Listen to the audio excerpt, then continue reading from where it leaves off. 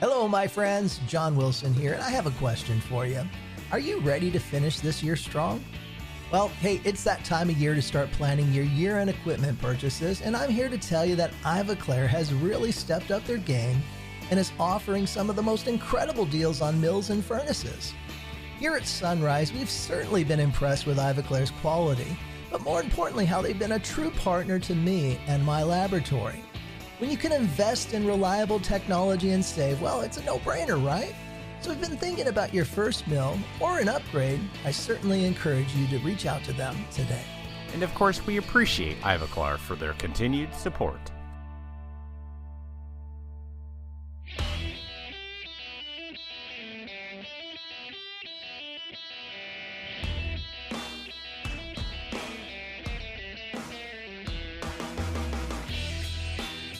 Welcome to Voices from the Bench, a dental laboratory podcast.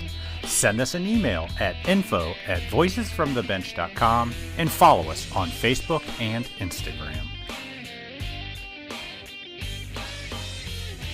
Greetings and welcome to episode 343 of Voices from the Bench. My name is Elvis. And my name is still Barbara after all this time. Wow, Barb, I I'm can't still believe it's me. still you. It's still me!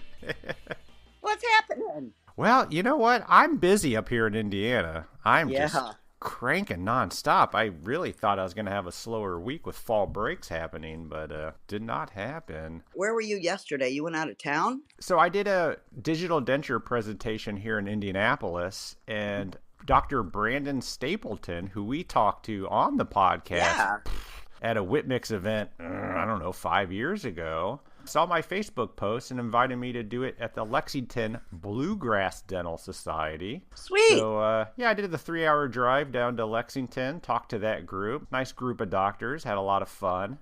Was going to stay the night, but I was like, I want to go home. Well, that's cool. Hopped Good in for the you. car, had my free meal. Was it super good? It was not bad, but I ate it driving home. Oh. Dang. So he invited you to dinner and you ate it driving home? So they eat during the presentation. Oh, all right. It's one of those kind of Yeah. They talk about bylaws and things like that. Then I give the presentation. They eat their steaks or chicken, that kind of deal. They box it up for me. I just hopped in the car and cruised home, yeah.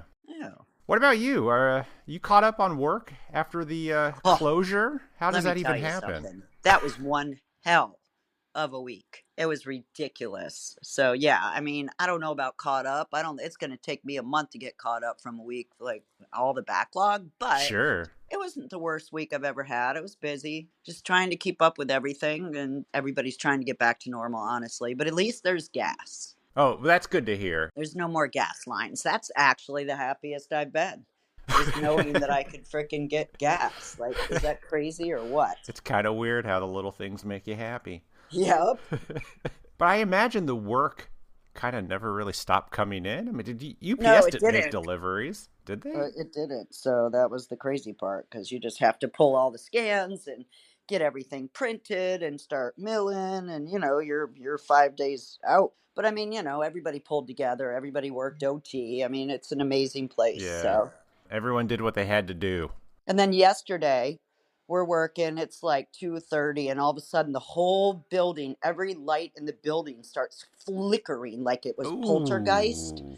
And then everything started beeping, and all the mills shut down, and all the vacuums shut down. And our like big, huge power box on the outside of the building, it must have gotten wet or something. And the whole building shut down. So we got to leave at 2:30, and that's going to hurt us too, but it's like never ending.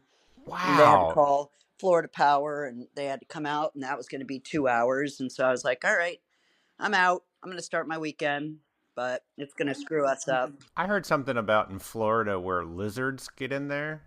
Is that true? Well, it was is tap, this a tap, thing? tap, tap, tap, and I'm sure, but this is a big, one of the big ones, because that's a big building, and you go outside, and it was going tap, tap, tap, tap. Oh, that's tap, not good. Tap, tap, tap. And I'm like, it's gonna blow up. Yeah, everybody back up. But I went there today to grab my stuff, and it's kind of back up. I just got a text from Dave, and he said the building's down again. So, yeah, it's been interesting. I know. We can't catch a break. I Yeah, can't catch a seriously. personal break and I cannot catch a business break. So, Sounds like you just need to go on vacation. yeah, no. Just head out. Just be like, I'm peace out to personal and peace out to business. I'm going to take some barb time. See you in a week. Yeah, not. All right, talk to me. What's happening? Well, yeah, you know what? It's actually been a while, but we get to introduce someone into the Golden Bench Club.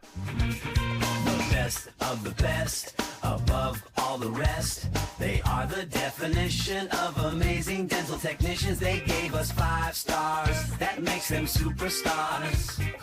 Welcome to the Golden Bench Club. Sweet. Yeah, That's so exciting. Barb, Yeah. we'd like to take this time. Can you tell everyone how they can get into this exclusive club? All right, listeners. All you have to do is give us a 5-star rating, write us a review on your favorite podcast app. If your app doesn't allow you to write a review, then you can email it to us at info@voicesfromthebench.com, and we will get you into the Golden Bench Club and give you a shout out on the podcast. Yeah, so this review is by someone that goes by the name Toothmaker. So Nice. if you leave Is us it a review, Toothmaker or Teeth Maker? sorry, Teethmaker, good catch. All right. Also, if you want us to say your real name, please provide it. But then again, maybe their real name is Teethmaker. I don't know. Well, thanks, Teeth Maker. Let's see what he has Yes. to say. He, she. Yeah, so anyway, they say, I have been a listener for years and look forward to new episodes every Monday. Not only do I enjoy the humor, I'm glad somebody does, but sometimes I actually learn something that I might actually use in our lab. I've been able to get countless ideas and take them to the owner to make us a better lab. Thank Aw. you, Barb and Elvis, for providing so much for the dental lab community. Dang. Well, thanks, Teeth Maker. You know it. Yeah, we appreciate the kind words and welcome you to the Golden Bench Club. Welcome to the Golden Bench Club. But speaking of the Golden Bench Club, this week I actually had a chance to talk to a super cool dental technician that actually became a dentist who I met because he became a member of the Golden Bench Club. This is one of the recordings that I missed, right? Yeah.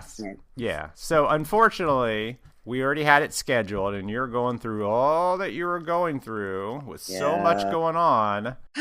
While your absence was justified, Barb, you were still very missed. Thanks. So Dr. Timothy Royer found the dental lab community through an ex-girlfriend. After working for a past father-in-law, he knew it was time to branch out and started doing all-on-X cases for an in-office lab. Now, he started getting tired of getting crappy work.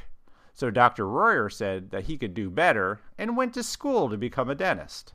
Wow. I know, it's pretty cool. Now he owns Elite Dentures in Nederland, Texas, where he specializes in giving edentulous patients proper care and proper treatment. He talks all about his journey and how being a dental technician has made him a much, much better dentist.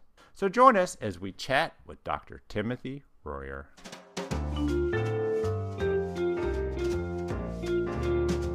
Voices from the Bench. The interview. We are excited to welcome to the podcast Dr. Jared Royer. How are you, sir? I'm doing good, man. How are we this morning? We are doing good. The weather's decent here in Indiana. We got that nice fall weather going. Where are you at? You're in Texas, right? Yes, sir. Southeast Texas, right next door to Houston. Right next door to Houston. I noticed a town. What was the town that I saw when I was looking at your stuff? It's called Beaumont, Texas. Beaumont. Yeah, right on the coast. Oh, nice. Let's see. I think we found each other because you wrote a review of our podcast and emailed it to us. And in this review, to get in the Golden Bench Club, let's not forget that, you kind of told a little bit about yourself, and I found it very interesting. Yeah, I was actually really excited to become a Golden Bench Club member. It's an elite club. Let me tell you, the benefits are just endless. Absolutely. But you have kind of a technician and now a dentist background, right? Yes, correct. Let's start at the very beginning. How did you find out about dental? Why did you get into it? And let's go through the life story. Absolutely. So I was just finishing up high school, actually, and I was dating a girl. Her dad was an orthodontist. My dad is a mechanic by trade. My mom has always been in like a credit union. Yeah. So I always watched them growing up, not necessarily struggling, but money was always something. So on the opposing, I see this orthodontist working 3 days a week, obviously doing well. Yeah. And I saw him adjusting a holly retainer one day, and I'm like, man, that's a little set of pliers. Asked him about where he got these made. He said, you don't want to do that. It's not, something you'd be interested in. So we fast forward. I'm not dating this girl anymore. Yeah. By chance, I meet someone who ends up becoming my wife, actually. Her parents own a lab. Interesting. Yeah. Yeah. I'm actually doing fiberglass fabrication at this point for Mardi Gras floats, and we're doing a side project. Yeah. Wait a we're minute. doing a side project That's a profession? for a guy. Oh, seriously, I know. Yeah, I was an airbrush artist and a sculptor. Oh, like airbrush, like the T-shirts at state fairs? Exactly, yeah. So I was doing that for like cars and custom cars, things like that. Yeah, yeah. I do Mardi Gras floats, do a side project to make custom bed insert with a TV and a like keg in it. And I needed somebody's truck that was a Chevy Avalanche. Her dad had it, so we used it. We went to his job to go make some measurements, and I go inside for the first time, and I'm like blown away. I mean, they're pouring up models, mounting on articulators, and I'm just immediately obsessed. So the lab was in this person's house? Negative. So they were at work, and I just met there. Oh, I get it. Yeah. Yeah, And this was your girlfriend's parents? Correct. Wow. Was she in the business? No, she was a hairdresser. She knew better. You know those long hours. Yeah. Waking up at 3 a.m. and working till 9 p.m. Yeah. So you walked in and you just thought it was the coolest thing, huh? Oh, man. I truly became obsessed with it. Quit my job, got a job there, took over as lab manager, started out in removables. I was going to say, yeah, you had to have started somewhere. They didn't just bring you in as manager, or did they? No. Yeah. I lab, plaster monkey, all that. Yeah. I guess the detail from airbrushing and sculpting and doing art translated, obviously, and it was like it was just different. It was like made for me. So what was the lab? Was it just removable? No, so two brothers that had the lab passed down to them. One went with ceramics, the other removable. Oh, so they did both. Mm-hmm. Obviously, you fell in love with removable? Yes, so the whole lost wax technique, I mastered all of that because this is very early on when 3Shape was actually launching some beta versions. And we had just gotten a computer. I had learned everything analog, hydrocolloid, etc. Yeah. And 3Shape comes along. I'm 3D printing these little RPDs. When I'm investing in casting them, they're not fitting, so we have to mess with ratios, and then digital came into play. So even back when 3Shape was beta testing, you were 3D printing also? That happened at the same time? Yeah. So I was outsourcing the 3D printing at that point, but wow, it was definitely introduced. Huh. And you just had to spend a lot of time narrowing down the parameters, I guess. Oh, yeah. It was a nightmare, and that's why I say, going in super early, working late, still getting yelled at by the docs. So, yeah, of course. Me and, father-in-law, unfortunately, start not getting along. I go find a job at a local dental office and then start applying to dental school. Yeah, I left the lab after you guys were married? I did. Ooh. Yeah. I know. So go work as an in-house lab tech for a guy doing Yeah. all on X conversions and just doing some very remarkable stuff, all while I'm doing undergrad and trying to get into dental school. Okay, so let's back up a little bit. What point did you decide you wanted to become a dentist? Why you're in this lab? Yes, while I was in the lab, I offered to purchase it from him. He was not very supportive, I'll say. Yeah. In addition to me getting a lot of negative feedback from the local dentist that I had worked for, we had like maybe 120 accounts, and I Yeah. was close with a lot of these guys, and some of them obviously very confident. They would call me, come to my office, go in, they have a patient in the chair, and they would badmouth me and like shame me for this appliance I had just made that didn't fit their alginate model that they left on my back doorstep on a Thursday when I showed up on Monday. And I'm like, okay, okay, They would badmouth you just straight to your face. in front of the patient. Oh And my it was god. like, man, so that in unison looking back with the orthodontist I mentioned Yeah. earlier, I was like, man, I can do this. I am not like gifted and I'm not some genius, man, but I knew if I put in the work, I had already gotten my CDT and I was dedicated to it. Wow. I love the fact that, pardon my language, shitty dentist drove you to become a dentist. Exactly. And it's like, man, not to even get into it, but that is still so prevalent even today. Just the Wow. boasting, and it's like, it's all me. Look what I Yeah, did. yeah. And it's like, come on, man. It is such a team effort, it's not even funny. So, you applied to school. Was it hard to get in or? Oh, brother. Let me let me share this. I applied for 3 years, didn't get in. Applied to 17 schools. Oh, wow. Yes, and I get accepted to a master's program in Phoenix, Arizona, Glendale, to be more precise. This is after I had gotten my undergrad here Okay. locally. So I go and I do this master's, I get that degree in A master's in what? In dentistry? biomedical sciences. Oh, So wow. bacteria, viruses, funguses. It's very exciting. Yeah. So, but it truly was awesome I'm because on the edge of my seat here. I I know. Uh, it was awesome though because it still to this day plays in. So, Oh, I bet. Yeah. and they had this pre-dental program while I was doing that, and they had some waxing stuff. Obviously, Yeah. I go and attend, and they want you to, learn how to put drops of wax using a heat flame, all this stuff. Yeah, yeah, the old school. Yeah. They want you to build a bridge. So I built a bridge, but boy, was my bridge dope. Yeah, I bet. So they come over and they look at the bridge and they're like, what in the world? You done this before, I see.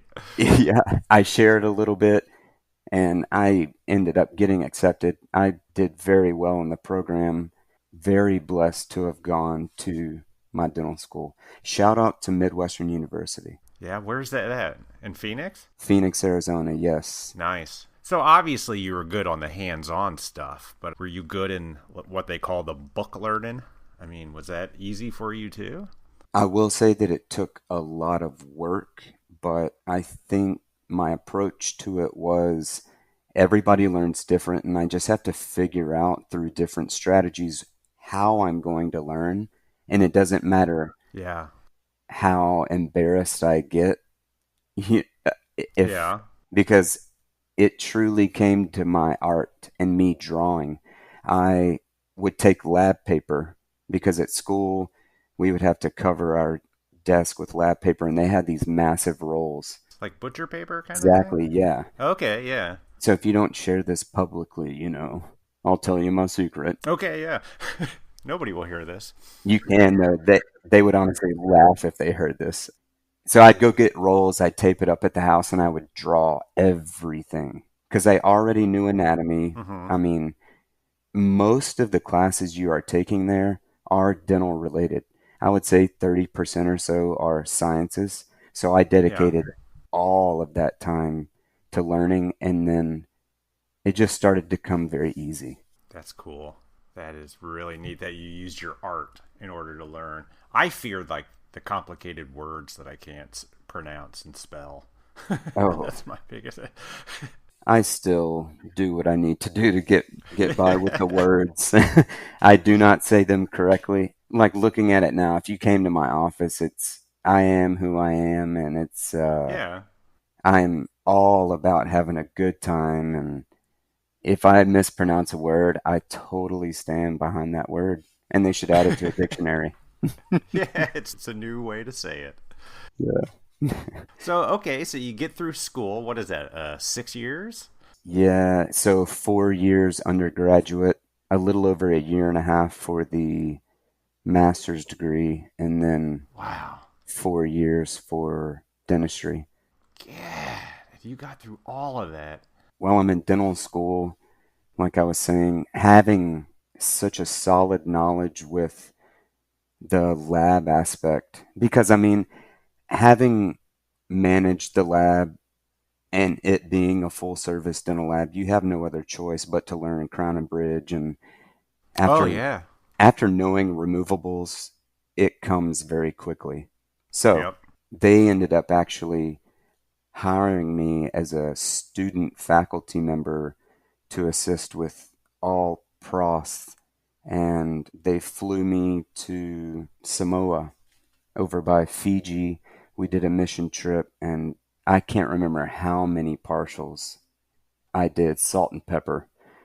Oh, wow. But it was Because you're the only one over. in the school that could do it. Oh no, I actually trained the whole class. Oh, wow. So when I trained the class, we made a video while I was doing it. They used the overhead projector. So now all those courses are learning, like if you need to do in-house repairs, they have videos that you can access through the student portal to see all that. And that's you doing Yeah, it. we did like waxing dentures. We did everything. I mean, it was cool. We were able to do a What the hell lot. did the school teach before you got there? They must have been all books, no videos or something. I mean, No, they have instructors there that teach you like via live demonstration with that overhead projector, yeah. but we're talking, these guys that are well into their 70s. Yeah. They're They're seasoned, we call it. Yes. precisely. I think we'll call it the shaken hand.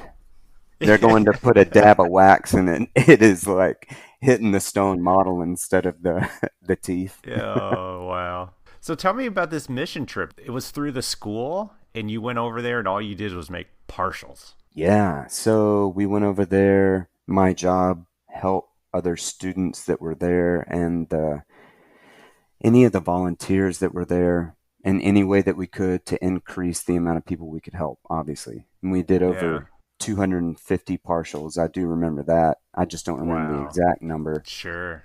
And meant the king, I guess you would call it, of the Yeah. Samoan Islands came in. He needed a partial and a tooth pulled, and it was some groovy stuff, man. It was cool. Did you do any of the dentistry, or were you Oh just on yeah, the bench the so whole? Oh, okay.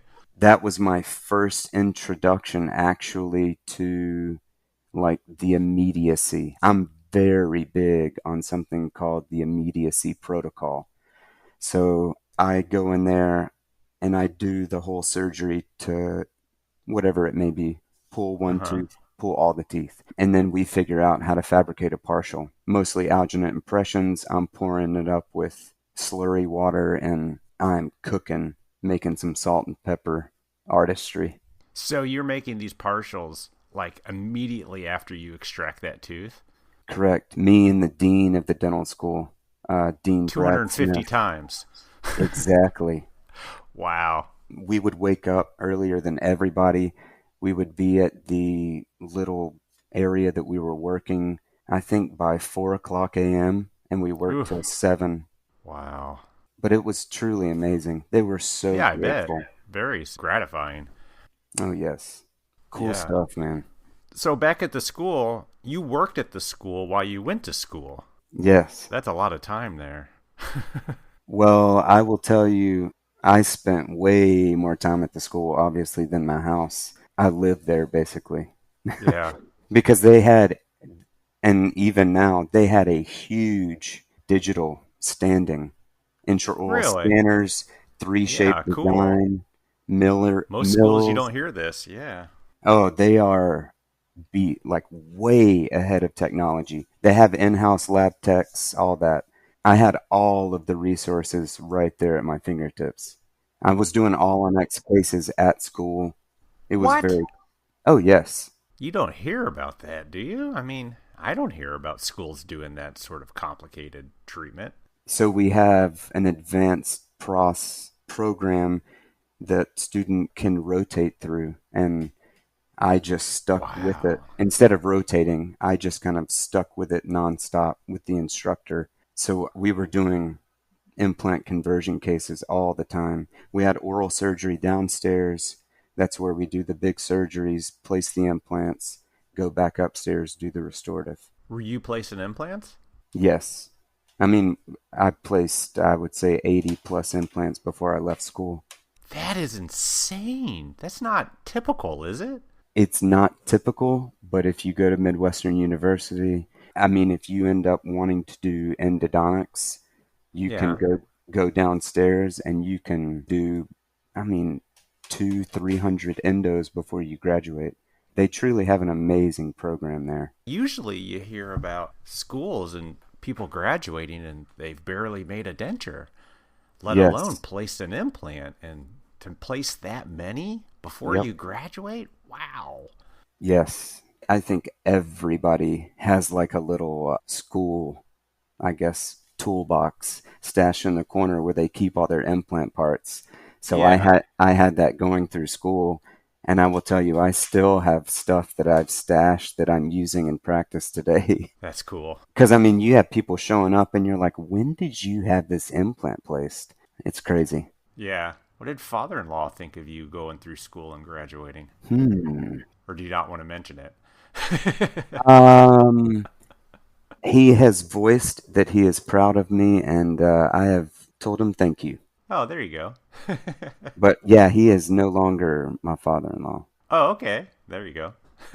I don't want to get into too much of personal. No, dude, you're totally solid. Yeah. I've since remarried, and dude, we have built a wonderful little life together. And does she understand the obsession with teeth? Does she come from a teeth background? Yeah, she's actually a registered dental hygienist. Oh, nice. Keeping it in the tooth family. Yeah, her and I opened up the practice that I have right now together. Yeah, let's talk about life after school. Did you go right into opening a practice? So, life after school. Yeah, I Yeah. graduated, moved back from Glendale. Look at that, dude. Where's that sweet voice coming from? That's Cuppy on my lap. Another Oh, dog. Another dude. dog barked, so they just wanted to know what was being said. Man, our dog Walter is at training right now. He's about to come home. Holy cow, that made my heart so happy. Training to do what? Just being obedient. I mean, just like Oh, general training. nice. Yeah. He's a huge dog, so We have tiny dogs, and they're not trained to do anything. sweet little pups. So, yeah, after school, Yeah. move home from Glendale, Arizona, Yep. back Back to to, Texas. back to good old Nederland, Texas, which is Yeah. right near Beaumont. And I practiced there for 2 years. I moved to another practice in a neighboring town, Lumberton, for a little bit. Just as an associate? Yes. And Yeah. then ended up opening a practice back in the town Nederland. And we just opened up. This is now my dream come true. And this is Elite Dentures. Correct. Yes. Right here in Nederland, Texas. And when did you open it? You said just. Are we talking? My first month cruising was June, to be honest. We got Of it this year? yes. So why did you decide to focus only on dentures? Because I'm looking on your website. I don't see anything about crown and bridge. No, this all actually is a crazy story that wraps back around on itself. So Yeah. when I was at the lab with my ex-father-in-law, we had a local guy that owned a business. He got an associate. They split ways. he opens this denture only clinic, and everybody doesn't think it's going to do well. This is right when I'm leaving to go to school. So now I'm back 2.5 years out of school, and he's wanting to sell it. He's retiring. He remembers me from the lab. I was his removable tech. So Yeah. it was almost like, I don't know, whatever you want to call it, the universe or Yeah, sure. whatever. They were like, yo, you got to get this, man. This is like yours. And then all of the experience from the hand fabrication, from sculpting and painting, and then the denture stuff from the lab, and then digital technology from school. And then now I have my own place, and I got a room not full, but full of 3D printers, and we got design computers.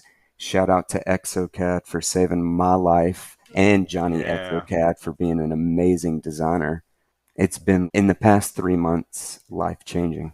So you took over. I mean, this was an established practice Correct. that you took over. How was the practice when you took it over? Was it digital, or did you bring all that? No, his is all analog. He is Yeah. Gothic arch tracing, Oh tracing, yeah. which I love the Gothic arch tracer, but Sure. dude, since I've been printing, just to deal with the light cure material, my fingers getting sticky, that alone, I'm like, nah, I'll design it. What do you do? Do you print everything? Not everything, because it's still all new. I mean, trying to figure out the workflow from scratch and not having anybody helping me until I would say a month ago, I finally got training from Johnny, and Yeah. yeah, gone very quickly as far as what I've been able to do. But now I'm moving more towards trying to get everything 100% digital. And are you alone at this point doing everything, or do you have No, yeah, I am. technicians with you? Nope, I am all doing everything alone. I mean, I do have Wow. assistants and everything, but Sure. as far as anything with the process of the production, no, that's all me. I'm printing these monoblock, nano ceramic dentures, hand Mm-hmm. painting them, and the Wow. aesthetics of these things are unreal. So talk about when a patient comes in. What's your protocol? Do you scan them? What do you use? Yeah, so just to eliminate any kind of mistakes, it's a CBCT open bite with soft tissue out of the way if we can. Mm-hmm. They sit down, we do photos. All in that time, we're getting the CT transferred to the computer so I can manipulate it and do other things with the photos. And we do molds, upper lower, intraoral scan. I have a 3-shape box scanner that I'll scan the models after I pour them up. Oh, so you hardly scan a dentulous soft tissue. You take an impression, pour it up, and then scan it. I've been doing both and seeing Mm-hmm. what is giving me the best results. So And? honestly, old school alginate in a well-fitting tray, it truly, there is no other fit like it. Hmm. And I have done anything you could think of, in my That's opinion. interesting. Yeah. Do you custom tray to border mold, or do you just use a stock tray? Negative. I mean, I take a stock tray, but primarily all plastic, and I'll heat it up and form it how I need it if it's necessary. But Mm-hmm. if you are somewhat knowledgeable on how to take a decent impression, you use a syringe and you mix the alginate well. We do so many of them, and every one of them is spot on. That's awesome. And if it's not, I know it's my fault. I mean, Yeah. I've never seen an alginate with a syringe. That's interesting. yes, I syringe almost like I'm border molding with the syringe, and I have my assistant holding a tray, and then I do your standard impression protocol. Interesting. I mean, that's great experience because this whole industry, I wouldn't say is debating, but do you scan a dentulous? Do you not scan a dentulous? And here we have someone that's a dentist and a technician saying it's better to pour a model and scan it. Yes, you can go the whole retractor route, and I've done that. Yeah. To where you're pulling all of the tissue, and you on the computer you can see the mucogingival junction, and if you know how to take an impression, and I can't stress that enough, and you mix Yeah. the alginate well, Yeah. there's no reason you cannot get a well adapted impression, Yeah. even if it's a crown. In all honesty, if you know how to take an impression, you can use alginate. For crown and bridge? Yes. That's nuts to me. I mean, it's not preferred, obviously, but Yeah. I've done it for RPDs many times, and Yeah. they fit like a glove. So what do? You design on 3Shape. No, I only ExoCAD, have... sorry. Yeah. Correct, yeah. I only have the 3Shape scanner for capturing models, essentially. Yeah. If there's a discrepancy with the intraoral scanner, I at least have that as a backup. Mm-hmm. And then you port everything over to ExoCAD. Mm-hmm. And then you design, and then what? Do you print the prototype? Correct. So depending on how accurate the bite is, sometimes I go straight to the final, or I'll do little monoblock try-ins out of try-in resin and have an extra appointment, make sure everything's lining up. I let them take that home usually, and usually not, but I'm trying to incorporate more appointments to where they create a list, they come in, they mark the try-in prosthesis with a Sharpie or something, and then I can make those adjustments on the final before I print it. You let the patient mark with a Sharpie. Correct. Because that, in theory, that should be the exact fit of the final. Yeah.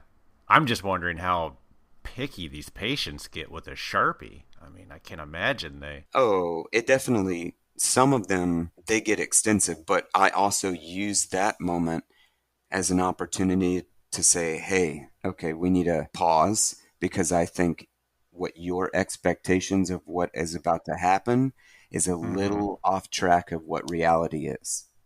Yeah. Because people showing up and requesting me to take out 28 teeth because their mom has a denture, that is quite common. Yeah. And I'm like, crazy. There is nothing like amputating 28 teeth out of your head.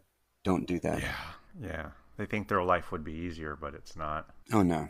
They see or hear that I'm doing these all-on-X cases, and yes, the patient may be, telling good things, and it's not a bad experience, but they may have been in a health situation or in a dental situation to where they needed that. If you can save your teeth with a restoration, absolutely do that. Or get a partial.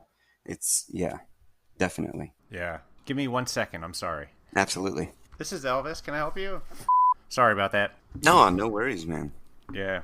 Got a guy coming to give us a new water heater. Dude. Water yeah, heaters. not fun. Life. I know, seriously. So it sounds like to me that you are actually not interested in doing these things in 2 appointments, 3 appointments. It sounds like you don't mind taking the time to do things right. No, because that's the whole thing about digital dentures. You can do it in 2 appointments. Wow. Yeah, sure. I mean, yes, you can, but there's a lot more to it. Way more. Because we know it. if the patient doesn't understand what is truly coming, it is a lot for them. And you cannot cover that in 2 appointments. There is a lot of emotional and psychological benefit from having the stepwise appointments and having a theoretical approach. When you come into my office, I do not have this in and out. Yeah. I sit with the patient. My consultations are blocked out for 2 hours, and I thoroughly look through everything, because my dental school is an osteopathic medical school, and we train with all of the medical, podiatric, optometry students, and you learn that there is a lot more than just, giving somebody some teeth. Well, I think I've said this on the podcast before, but if you replace somebody's leg they're in therapy for months learning how to walk. And when we replace people's teeth, generally, it's good luck, have fun. And Mm-hmm. to me, that's strange why there's a disconnect between the two. Oh, it's big. Yeah. The disconnect right there all comes down to money. Insurance and stuff. No, no, no, no, no. I mean, of course, yes, they are going to Yeah. get their pay somehow, but those recall appointments, that's taking away chair time, and that chair Yeah. time is opportunity for them to make even more. But one thing you will hear from a seasoned dentist that never changes is be true, don't lie, give the best that you can, Mm. because in the end, everything will work itself out. If you end up working for greed and looking for monetary compensation through how much effort you're putting through, it's not going to do well. Oh, so true. Are you still doing all on X's? Yes, to work in such a small town, it's been a very big blessing, honestly. I mean, we're doing a lot of surgery, and it's bringing a lot of change to where the dentistry was in our town. I figured their options were dentures or a crown to now having fully integrated implant fixed options that they never had before. Is that what you're Exactly. referring to? Yeah. Yep. And I will say I am traditionally trained to do endosseous or root form implants, and I still do the endosseous implants, but locator or zest, their Mm-hmm. implant line, that's what the guy that I bought the practice from, he was traditionally placing those. And he had some left over that I had purchased, and I placed some, and just those few cases really changed my perspective, if you will. And the advancements that Zest is having here lately and what you're able to do with their product line is amazing. Are you talking about the root anchor version of the locator? So they have that, yes. Yeah. So the implant itself hasn't necessarily changed. They did come out with the larger sizes. They have the root form sizes now, like Oh, I see. Yeah. 4.9 by 8, 4.9 by 10, but they just came out with their locator fixed option. Mm-hmm. And I mean, to take these patients that may have gotten these little snap-in dentures, but they all, wish they could have eventually gone to the fix, but couldn't afford it, whatever. I mean, this is a Yeah. very affordable option to get something that is locked in. Yeah, because they already have the abutment. Correct. Well, yes, correct. And with me making the prosthesis and going through exocad and having the scan markers for fabricating the prosthesis, it makes it Mm-hmm. so seamless. Every patient, do you give them their option of, here's your denture, here's your overdenture, here's your fixed? Do you go through that with each patient? I do. I explain every option, and most of the patients coming in are elderly or some kind of impairment, because I Mm-hmm. have referrals from some of the local oncologists and repairing some of the more major defects. So Mm-hmm. I've incorporated a very systematic but simple way for them to see. I literally just open up Paint on the TV that's in front of them, and I list the options 1, 2, 3, 4. And one is always do nothing. The second one is trying to save whatever teeth are there, if there's any, Mm-hmm. with a partial appliance, or doing fully edentulous appliance. Yeah, then your elite implant retained, right? Exactly. But breaking it down like that in its simplest form, do nothing partials and dentures, basically. You can go into single options as far as like traditional locator retained, fixed, and I actually have models that I designed and 3D printed that are an implant that I can hold, and they can hold an implant with a screwdriver and all that stuff, so that they can get a realistic idea of what they are agreeing and paying for. I think it's important having them being able to see it and feel it and get a concept of what it is. What is your conversion rate on getting people signed up for a fixed? Is it pretty high, or do you still have that I can't afford it kind of mentality? So there is definitely some that do say they can't afford it. I would say if you're coming into the office and you're being presented a case like that, Mm-hmm. they know what to expect coming in. And as far as the reputation of the office, I would say, because word is traveling very quickly, I have found. Sure. But they know what to expect coming in. And being that I am the lab per se, I'm able to give them a lot better deal. Oh, yeah. Keep the prices a little low since you're doing all the work.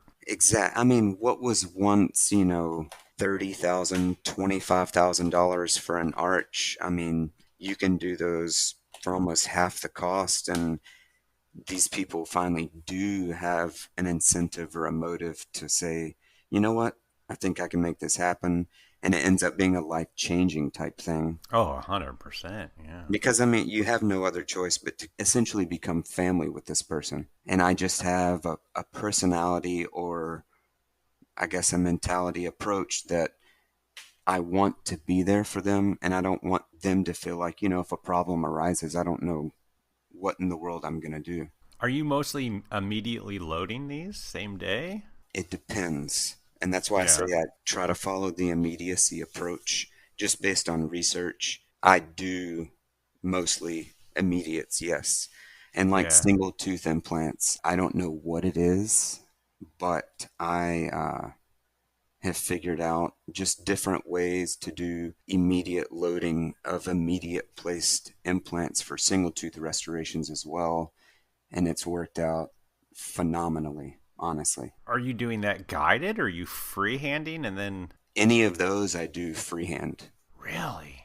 Correct, Freehand it, and then what? Use a tie base and then make a temporary crown, or you print a crown, or... I'm doing handmade temp crowns. Really? Wow. I either use flowable or stackable. I do custom abutments. And I mean, having done enough of them and being able to visualize the implant placement with the crown down approach is super beneficial. Oh, I bet. So you still do fixed work in your practice, single unit crowns and stuff, but... Yes, but very few. It would be like if a patient came in and they have a upper immediate denture that I'm doing, and then they have a lower single missing number 19. And I'm like, hey, would you ever want to replace that? I mean, usually patients do sedation, so... Yeah, might as well. Yeah. Yeah, and I'll give them a little discount, and why not? I mean, it benefits us all the way around. Yeah. It's like you're an expanded denturist.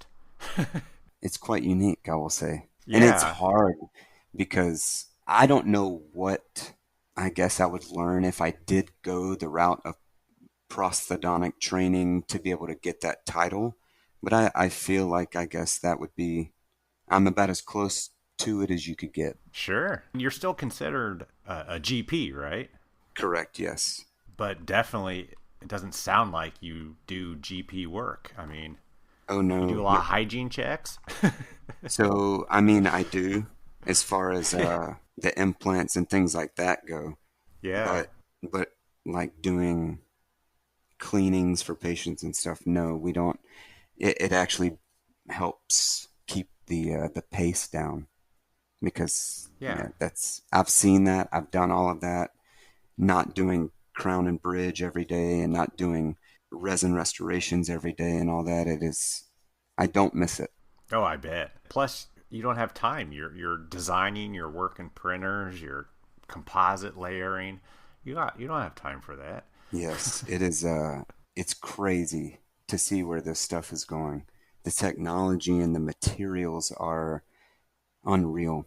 What material are you printing the finals out of?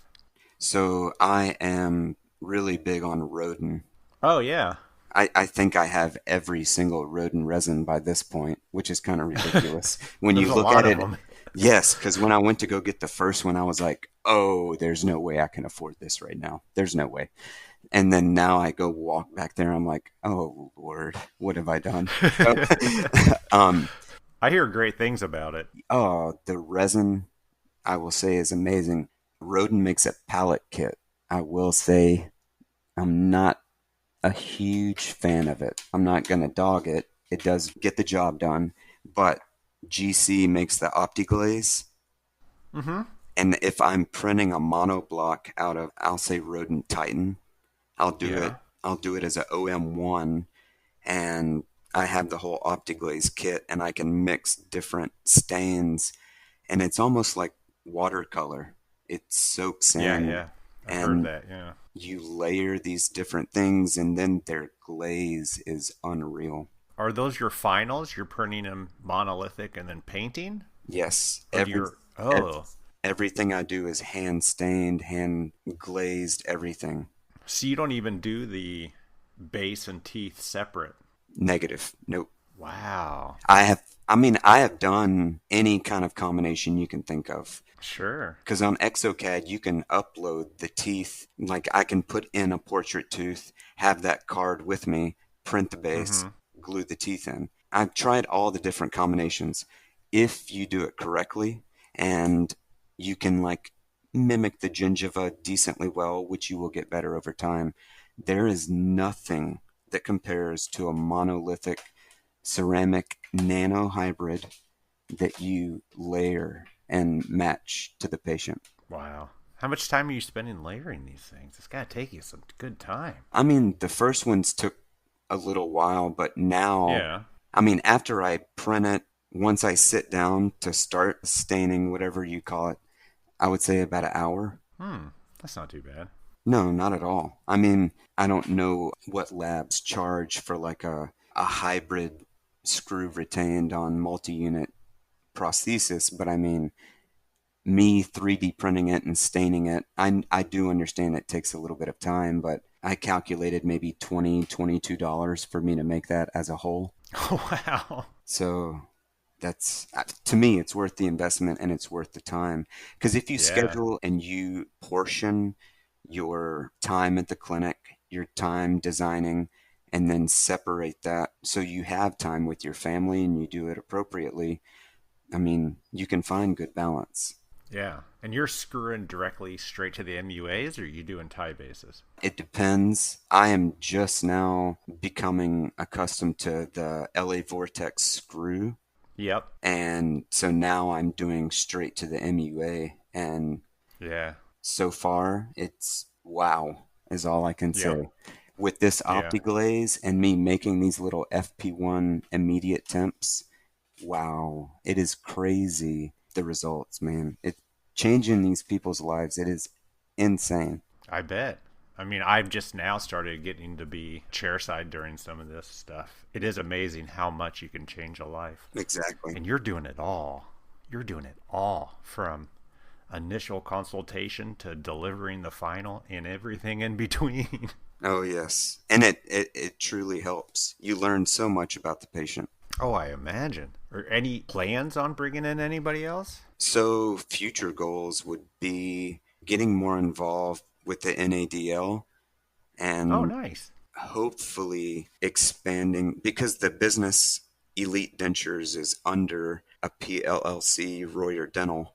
So I want to be able to use that to kind of branch off and do lab training in my area so that more people and more kids can just be aware of that environment. I don't think that's even on anybody's, no one knows about it. Yeah. And now with digital being that you can just sit at your home, drink some coffee and design some cases and make some money, it's pretty amazing. So you're really looking to just kind of expand the scope of good dentures to the public and just bring in more people to the industry? Exactly. Yes. That's awesome. Oh man, it's very rewarding. Much to the same, I guess, heart feel as the Samoa trip that I mentioned, to be able to give back, because where I'm from, it's very low income. It is not anything. You are not taking a vacation here. I will tell you that. Yeah. But to be able to do that for where I'm from and my community. It's cool stuff. Yeah. So you want to train what? Other dentists, other lab technicians, both? I would rather open a facility that could reach out to the local high schools to give either kids that are about to graduate or kids that are going to college and undergrad and don't know what to do. Yeah. It's a job that they can at least have flexible hours, come in, make some money. But just like me, if you're good with your hands, you're mechanical, you see them doing this stuff, and that may open a door for a brilliant life. Because dentistry has Yeah. truly changed my life. It sounds like it. I mean, even though your path is a little strange, It's I think definitely. it worked out for the best. Oh, absolutely. It's been a roller coaster, but such a blessing. As we wrap up, your royaldental.com, there's some cartoonish art. Is that your art? Yeah. Yeah, you mentioned art. I love it. I love the guy jackhammering on the denture, Yes. power washing the front tooth. I love this stuff. That's on my wall at the office as well. It really, Yeah.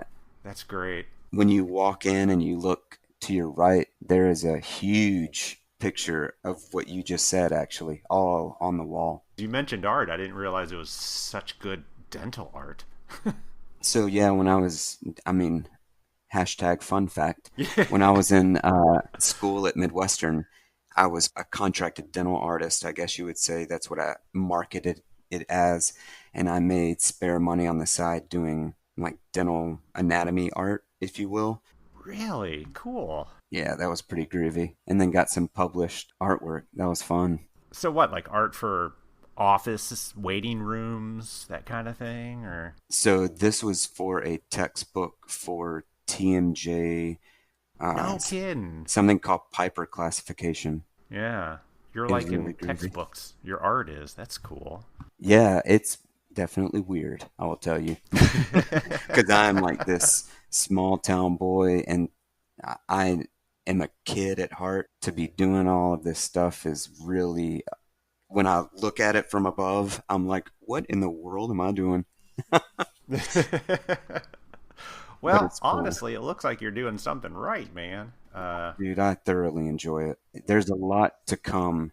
I got some stuff that I'm going to coming up, and I think it's gonna change a lot. Well, you've teased us. Can you hint us a little bit? Yeah. So I mentioned Zest earlier about Yeah. their implants and stuff.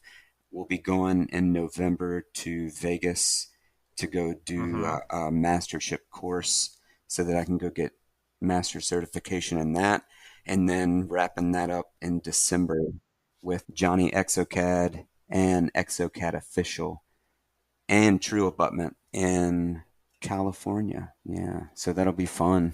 It'll be a fun trip out to the West Coast. Man, you got some good things going on. I love it. Give me a second. They're sweet little angels.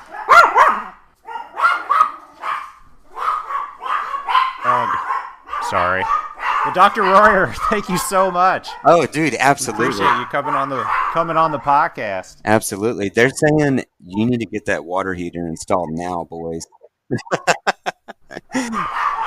Well, I That's appreciate it, sir, and hopefully one day I'll run into you. This is good stuff. Oh, absolutely. I'm looking forward to more, and I don't know. I hope we talk soon in the future too. That way, I can Awesome, become man. an official multiple podcast attendee. I love it. Thank you very much, sir. I got to run. Absolutely. A huge thanks to Dr. Royer for coming on our podcast and telling us all about how you became a dentist specializing in dentures. I really do think it's great that being such a skilled technician and knowing what crappy work looks like, there is a fair amount of that, drove you to do what you are doing now. I really wish more dentists would spend a little more time as dental technicians before going into school. It would be a win for everybody. I also got to say, I love your passion about working with the NADL and getting the word out about our profession.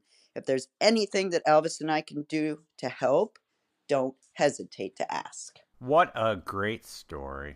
Yeah, I'm sorry I missed it. I really am. I missed some good ones. It's just been a little crazy lately. It's understandable. We'll catch you up on all the right. greatness. All right, everybody. That's all we got for you. We'll talk to you next week. Have a great week. Bye. See ya.